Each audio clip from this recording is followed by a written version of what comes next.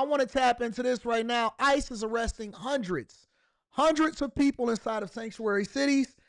Make sure y'all hit a like for the algorithm, subscribe to the channel with turn on your notifications. Let's rock. Major news coming out of a major city after promising to bring safety back to Boston. Border czar Tom Homan is already seeing results. Homan announcing that 370 illegal immigrants were recently arrested, with a majority of them being, quote, significant criminals with charges including murder, drug trafficking, and child sex crimes. Homan writing in a lengthy X post, I made a promise at CPAC that I was going to Boston after reading about numerous illegal alien child rapists walking the streets of Boston and Massachusetts. ICE had to find and arrest these illegal alien rapists because Massachusetts and Boston are sanctuaries that refuse to cooperate with ICE. They would rather release these animals back into their community rather than honor ICE detainers or notify ICE when they are scheduled to be released. Mayor Wu later testified that I was lying. Thomas Hodgson is the former sheriff of Bristol County, Massachusetts, and he joins me now. Sheriff, good morning to you. What is it like being a sheriff, a former sheriff, in a state that allows this to happen? Well, good morning, Carly. Thank you for having me. It makes it more difficult, obviously. In my case, I'm a Republican who served 25 and a half years, and I had an immigration detention facility for that entire 25 was housing for them for an entire 25 and a half years. I built a facility and had one of the largest in the country with regards to holding detainees at about an average of 225 a day. But that didn't mean that I wasn't going to be getting a lot of flack, which I did, from the dominant Democrat legislature, the current governor, and the former governor as well, Deval Patrick, trying to undermine my abilities to keep my community safe and uphold my oath. It's particularly difficult for any sheriff in Massachusetts that wants to do that, although I'll give credit to the Plymouth County sheriff, who is now housing detainees. He's well spoken and doing a good job with it. He's full speed ahead. Yeah, well, so some people are trying to find workarounds to this. Have y'all ever seen, like, been on the ground of some of these sanctuary cities? It's bad. It's bad. It's really, really bad. It makes you question, or it makes you think, yo, what is the legislators doing in those cities? Why are they against the people? You know, like, it would make me cringe to release any person that is a rapist, or any person that is a former rapist, or any person that has committed a crime or something egregious against somebody, because having them out on the street basically makes somebody else prey, because those are predators. Those are literally predators. A person that steals, a person that takes advantage of the least vulnerable amongst us. You would think that Democrats would meet you halfway. At least meet me halfway. Okay, so maybe you feeling some type of way about the illegal migrants that came over here and is not committing a crime. They won't even say, you know what? We're going to do what Eric Adams did, and we're going to make sure that we, at least if we arrest somebody that's doing something that's not what they supposed to do, and they're perpetuating a crime against somebody else or something like that, then absolutely we're going to work with the federal government and call ICE. We're going to call immigration. We should call everybody. Everybody should be outraged at anything that happens against an American citizen by somebody that is not from here. That is not an unreasonable ask in any capacity. I don't care who you hate. I don't care who you hate. You should absolutely protect the people that's in your community. You would think that they would at least meet you halfway on that. But to your point, just take a look at the people that the state of Massachusetts, the city of Boston, have allowed back onto the streets. A Guatemalan charged with 3 counts of aggravated child rape, released on $7,500 bail. Another. How do you get out? How do you get out on $7,500 bail? I can't jaywalk without at some way catching a ticket and somehow. How do you get out on $7,500 bail with 3 counts of aggravated child rape? Another one that's not from here. Aggravated child rape of an age victim 9 or younger. $7,500 bail. An Honduran Assault to grape, masked armed robbery released. Is that $0 bail?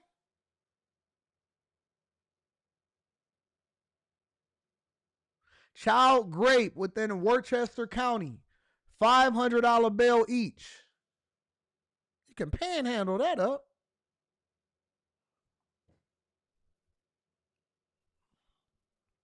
Guatemalan charged with aggravated child rape of a victim age 9 or younger, released on $7,500 bail. A Honduran charged with assault to rape, masked armed robbery, released on his own recognizance, $0 bail, and the list goes on and on. Most Americans, they say, don't have $1,000 to be able to get out of a difficult situation or an emergency. Don't have $1,000. They getting released on $7,500 bail, $0 bail, $500 bail each, $4,000 bail with the intent of distributing Fenty. Why would you let these people back on the streets? What, you thought that they was going to change their life? You thought that they was going to appear at court? You know, Sheriff, I'm sure that even these criminals are thinking, wow, I'm getting off easy. I'm lucky here. Is there something that we're missing here as to why this is happening? What is your reaction to that list that I just read? Well, that's exactly what Tom Homan's been talking about, and that's what all of us along. Phil Richardson, what is so political about this? What is political about not having illegal migrants that are committing crimes against children? Because you may not necessarily agree with my politics, right? Maybe you super liberal. Maybe you like to have take your son to the prom. I don't know. But what is political about the fact that this is something that we used to all agree on? Republicans, Democrats, they were all tough on illegal migrants being inside of our country, let alone the ones that are committing crimes against the most vulnerable amongst us.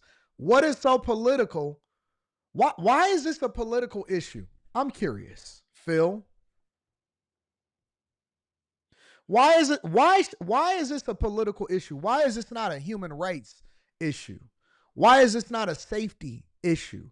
Why is this not an issue with regard to making sure that we keep illegal migrants outside of this country? Why is this a political issue at all? What's wrong with y'all?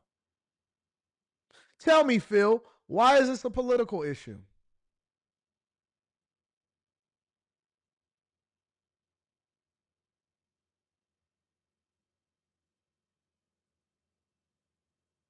Unapologetically black wants my attention today.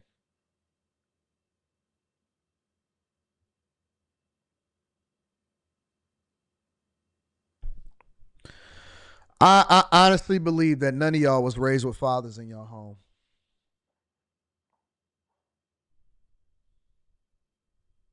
I believe that none of y'all was raised with fathers in your home. You can't be raised with fathers in your home and be like this. Impossible. I haven't even gotten to the political aspect of the game yet. I ain't even started talking about politics yet. We talking about child predators and people that's not supposed to be over here. You know what's so funny? Because, like, it's a guy, his name is Unapologetically Black, which means that he's probably a blackety black. And we all know what a blackety black is. A blackety black is somebody that hates anybody that's not blackety black. It could be another black, but they will not necessarily care about that black. All right? It could be white. It could be anybody. But you know what they do care for? Anything that people that is the opposite of them don't care for. So if we say, hey, man, listen, people are here illegally, even if it go against the thing that they believe in, they going to believe in it because you disagreed with them. So if I say, hey, man, that door is brown, they going to say, I don't like that door no more. Hey, the sky is blue. I don't like that sky no more. Hey, man, hey, listen, we both need to get to work. We both got to catch the bus. Oh, man, we need to abolish public transportation altogether. Oh, okay, well, I agree with you. Nope. We don't need to abolish public transportation. We need more of it, and we got to have the rich people pay for it. This is the way that these angry liberals and these guys that haven't been raised with a strong father in their household, this is the way that they act. This is the way that they act. You could take a blackety black person that hates everything that's not black.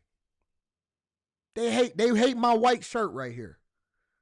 And you can say, hey, listen, we need to get rid of illegal migrants because it's affecting the black community. No, we need to keep them inside of our community because you hate them. And I don't like Trump. Have understood, but not these politicians like Michelle Wu, the mayor of Boston, who frankly is more interested in her personal benefits than she is in her public service. Look, she was elected like the rest of us took an oath to uphold the rule of law. And what they're doing is she's creating this cover for criminals to come here, illegal aliens to come here and know that they're going to have a less likely chance of being identified. And it isn't just about Boston's crime. What about all the neighboring communities? They're going to lay low in Boston because they're going to get the cover they need, but then they go to these neighboring communities and commit more crimes. Yeah, that's a great point. It just doesn't stay in the city. It also spills out to other areas as well. So if you remember a couple weeks ago, Mayor Michelle Wu, she was up on Capitol Hill testifying about sanctuary cities. She was asked a very pointed question about illegal immigrant rapists and whether or not her city allows them back out onto the streets, and she denied it. Listen. When an illegal alien rapes a woman, do you believe you're on the right side of history? Mayor Wu, yes or no? No, rape is obviously Then horrible. why are you letting rapists back out onto the streets of Boston? That is not true. That is not what's happening in Boston. And yesterday, Governor Maura Healey. Listen to Phil. Hey, Phil got an explanation for us. Let me share it with you guys. Phil says, I don't agree that people should be over here illegally. Okay, so we do agree that you broke the law if you come over here illegally. But I don't believe in due human eyes. What? Okay, we're going to ignore that part. And lying on the folks like all of them are criminals, and y'all act like they only came in through Biden. So wait a minute. You're not a criminal if you do something illegally against the United States of America. You see what I'm saying? You understand what I'm saying? Y'all get it? You get what I'm saying now? Like they will say anything even if it spites or it goes against their own beliefs. Oh, I don't believe that people should be here illegally, but all of them ain't criminals. Well, wait a minute. So if you come over to somewhere illegally, you telling me that you didn't commit a crime? That's not a criminal activity? If you cross over, okay, go and cross over into Russia. Go cross over to North Korea. Go cross over to China. Go cross over to Japan. Go cross over into any other country and see what happens to you.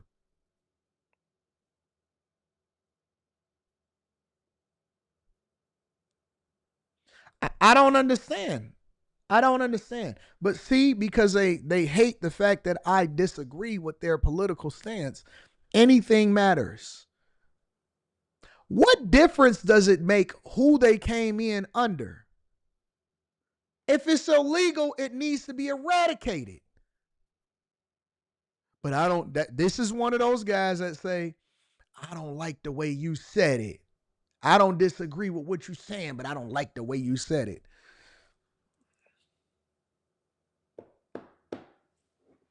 Yeah.